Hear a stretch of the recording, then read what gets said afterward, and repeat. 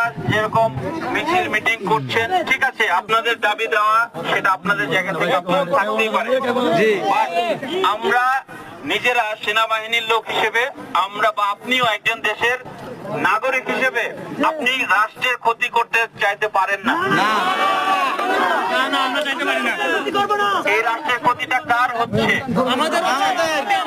আপনার হচ্ছে, কালকে আপনার ভাইয়ের হবে, কাল তারপরের দিন আপনার ছেলের হবে।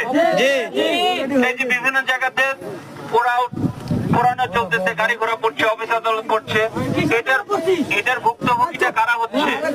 কথা শোনেন, এটার ভুক্তভোগী কারা হচ্ছে? আমরা